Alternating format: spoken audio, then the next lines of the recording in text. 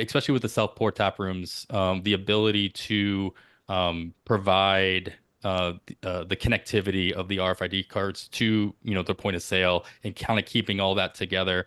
What kind of optionality have you run into where, w when people do want to pay up for this and they're done with their experience, what kind of optionality have you seen at at the Portmay Beer locations for people to kind of settle up and choose when they want to close out?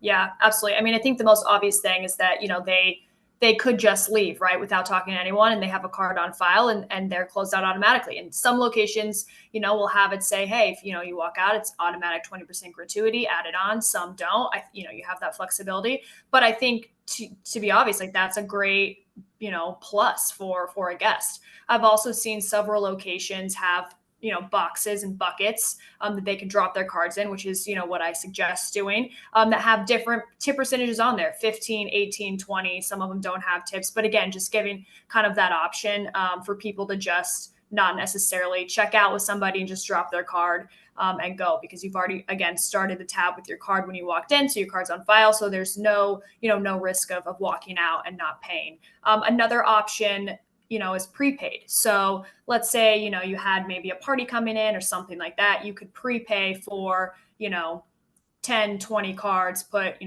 25, $50 on there. And that prepaid card amount, you can then use at the tabs until it runs out. Once it runs out, if you want to start a tab on that card and keep it going, that's fantastic. If you don't, that's okay too, right? So I think just adding flexibility in there as well. And then touching back, on the QR payment as well.